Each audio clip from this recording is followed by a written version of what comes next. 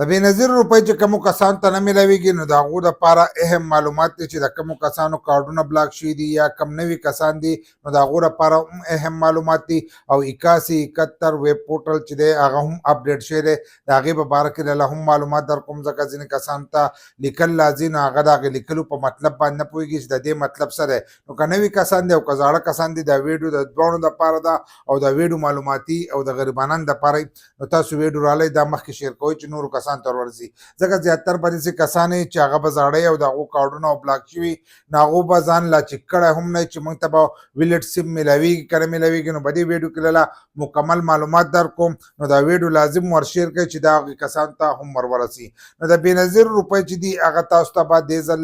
په ویلټ سیم کې میلاویږي چې په ویلټ سیم کې میلاویږي نو په دې کې ځینې زاړه کسان دي چې د هغو کارډونه چې دي بلاک شوي دي او هغو ته د ماشومانو وظیفه چې ده دا میلاویږي نو اوس که تاسو وګورئ 8171 ویب پورټل چې دی نو هغه اپډیټ شوی دی که په هغې کومو کسانو خپل اهلیت نه چک کړی لاړ شئ او په هغې خپل اهلیت چک کوئ که طریقه نه درځي نو په یوټیوب کې زمونږ ویډیو پرته ده په یوټیوب کې مظلومیار سپیک چې دی دا یو سرچ کوم زمونږ د یوټیوب چینل به راته راشي هغه ویډیو چې د هغه تاسو کته شئ په هغه طریقه باندې تاسو خپل اهلیت چې دی دا چک کوئ ستاسو سټیټس چې دی هغه به تاسو ته شو شي که تاسو خپلې روپۍ چک کوئ اهلیت چک کوئ او که دوباره اندراج چک کوئ ځکه کم چې زاړه کسان دي نو هغو ته د دوباره اندراج دپاره هم راغلی نو هغه تاسو هم چک کولی شئ پرون به دې باندې ویډیو چې ده هغه موږ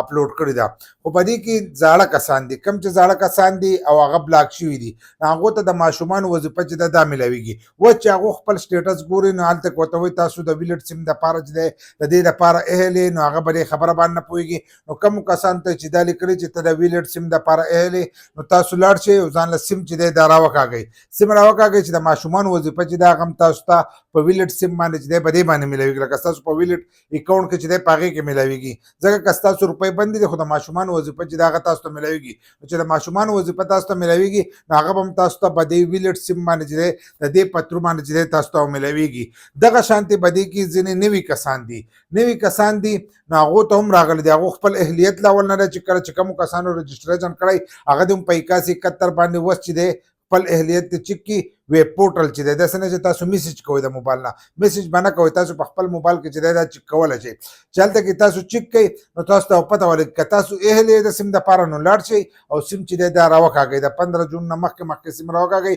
چې تاسو ته هم سیم میلاو شي که قسط میلاویږي نو تاسو ته په سیم باندې چې دی په هغې باندې میلاویږي که تاسو سیم راوینستلو نو ستاسو قسط چې دی دا بیا لیټ کیدی شي لکه ستاسو چې کومې روپۍ دي هغه لیټ کیدی شي سیم ورکول چې دی دا خو به سټارټ وي اوس چې دی دا خو به دغې پورې هغه وایي چې سټارټ دی خو هغه کسان دپاره سټارټ دی کوم ته چې قسط میلاویږي د هغې نه وروسته چې دی دا به هم سټارټ وي ځکه چې کوم نوي کسان د دې لپاره ایل کېږي هغو له به سیم چې دی دا به ورکړی کېږي نو لاړ شئ او سیم چې دی هغه د 15 تاریخ نه مخکې راولی چې تاسو ته قسط میلاو شي او تاسو ته د ماشومانو وظیفه چې